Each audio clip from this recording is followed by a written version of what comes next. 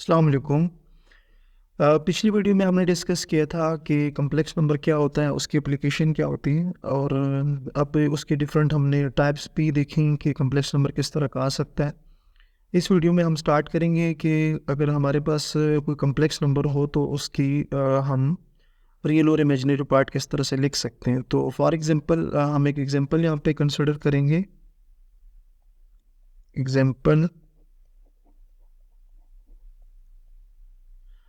Example में हम generally एक कम्प्लेक्स नंबर यहाँ पे देखेंगे कि हमारे पास एक कम्प्लेक्स नंबर अगर हो z is equals to 3+2 iota और हमें ये कहा जाए कि आपने इसके रियल और इमेजिनरी पार्ट लिखने हैं, तो हम क्या लिखेंगे कि real part of the complex number z will be equals to 3 and imaginary part of the complex number z will be equals to 2। हम इसको पहले भी डिस्कस कर चुके हैं कि कम्प्लेक्स नंबर के दो पार्ट्स होते हैं। एक हमारे पास रियल पार्ट होता है। रियल पार्ट क्या होगा कि कम्प्लेक्स नंबर में जिस टर्म के साथ आयोटा नहीं होगा हम उसको कम्प्लेक्स नंबर का रियल पार्ट कहेंगे, और जिस टर्म के साथ आयोटा होगा जो कि आई की शेप का होता है, तो जिस पार्ट के साथ आयोटा होगा हम उसको जो कम्प्लेक्स नंबर है उसका इमेजिनरी पार्ट कंसिडर करेंगे या उसको हम इमेजिनरी पार्ट कहेंगे। ठीक हो गया। सो नेक्स्ट हमारे पास हम एक और एग्जांपल कंसिडर कर लेते हैं कि उसका रियल और इमेजिनरी पार्ट किस तरह से आएगा।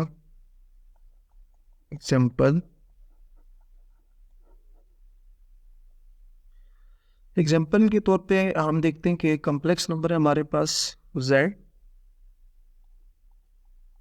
जो कि इक्वल है 3 के। हम इससे पिछली वीडियो में डिस्कस कर चुके हैं कि कोई भी अगर आपके पास रियल नंबर हो तो वो बेसिकली कम्प्लेक्स नंबर होता है, क्योंकि हम उसको कम्प्लेक्स नंबर की फॉर्म में लिख सकते हैं। तो अगर मैं इस रियल नंबर 3 को कम्प्लेक्स नंबर की फॉर्म में लिखूं तो इसको मैं लिखूंगा 3+0 आयोटा। तो ये हमारे पास एक कम्प्लेक्स नंबर की स्टैंडर्ड फॉर्म आ गई है।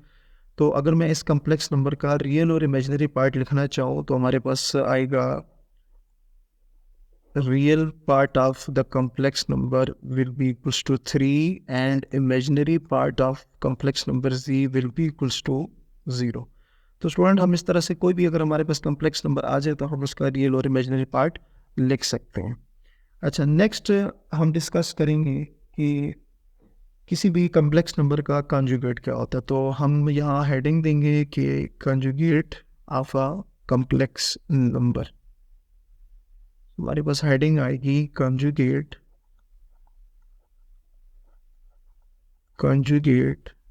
ऑफ आ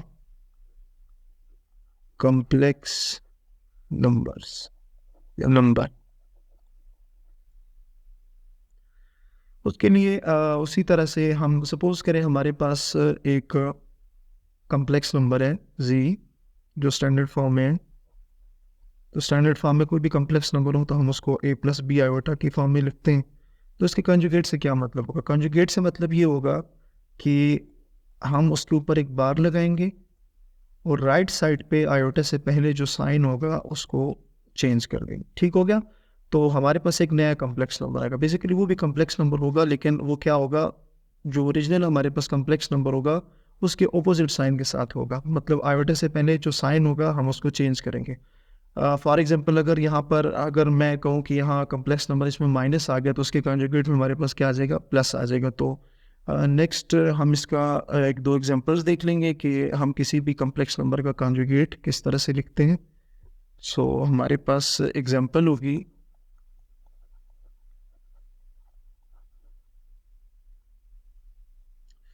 एग्जाम्पल में हम एक कम्प्लेक्स नंबर लेते हैं जो कि है हमारे पास z is equals to 2+3 iota.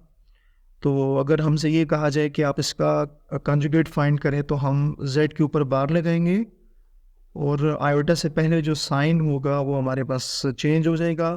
तो हमारे पास एक नया कम्प्लेक्स नंबर आएगा जिसको हम z का कंजुगेट बोलेंगे और इसको z बार से डिनोट करेंगे। ठीक होगी। हमारे पास फर्स्ट एग्जांपल आ गई।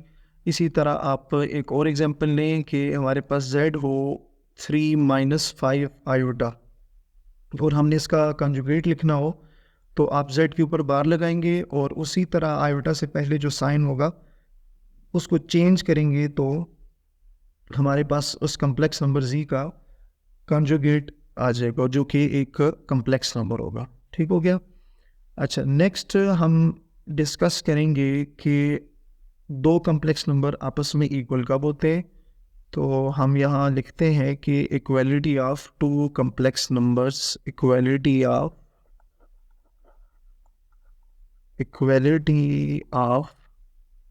complex numbers, equality of complex numbers।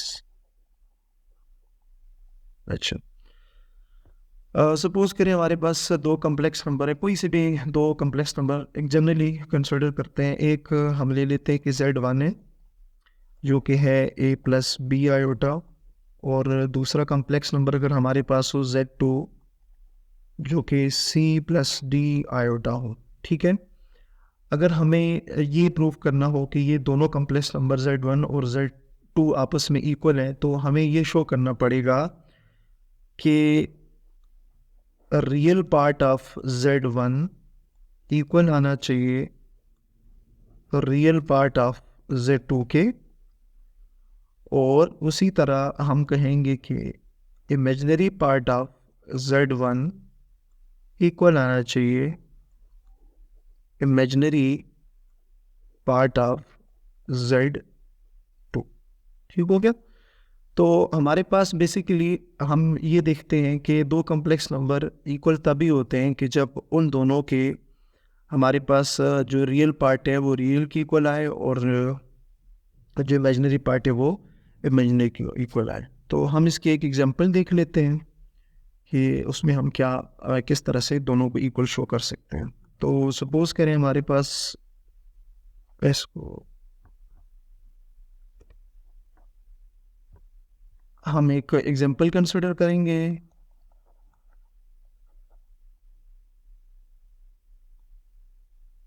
Sorry,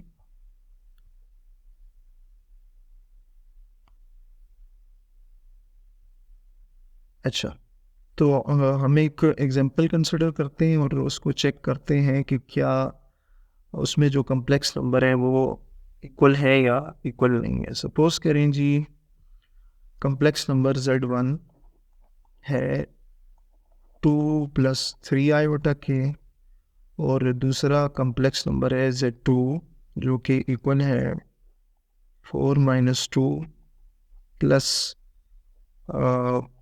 1 plus 2 iota. ठीक है। हमने ये प्रूव करना है कि ये दोनों कम्प्लेक्स नंबर आपस में इक्वल है। तो उसके लिए हम देखते हैं कि दोनों के जो रियल पार्ट हैं वो इक्वल आ रहे हैं और दोनों की जो इमेजिनरी पार्ट है वो इक्वल आ रहे हैं या नहीं आ रहे। तो अगर हम इसमें देखें तो इसका जो रियल पार्ट है वो है 2, और Z2 का जो रियल पार्ट है वो इक्वल आ रहा है 4 माइनस 2 के। तो अगर हम इसको सॉल्व करें तो 4 माइनस 2 क्या आ रहा है, 2 आ रहा है। तो यहाँ से हमें ये चीज़ शो होगी कि real part of Z1 is equals to real part of Z2 है। ठीक हो गया स्टूडेंट। उसी तरह हम दोनों के इमेजिनरी पार्ट देखेंगे। इमेजिनरी पार्ट जो है वो Z1 का वो आ रहा है 3, और Z2 का जो इमेजिनरी पार्ट है वो आ रहा है 1 प्लस 2। अगर हम इसको सॉल्व करें तो ये भी आपस में इक्वल आ जाते हैं। तो यहाँ से हमें शो हो जाएगा कि imaginary part of Z1 equals to imaginary part of Z2 है। तो यहाँ से हमने अभी डेफिनेशन देखी थी कि अगर रियल पार्ट जो है वो रियल की इक्वल आ जाए और इमेजिनरी पार्ट इमेजिनरी की इक्वल आ जाए तो हम कहेंगे कि दोनों कम्प्लेक्स नंबर आपस में क्या है, इक्वल होंगे। तो स्टूडेंट, उम्मीद है कि आपको ये वीडियो समझ आ गई होगी। नेक्स्ट वीडियो तक हमारे साथ रहिएगा। अल्लाह हाफिज़।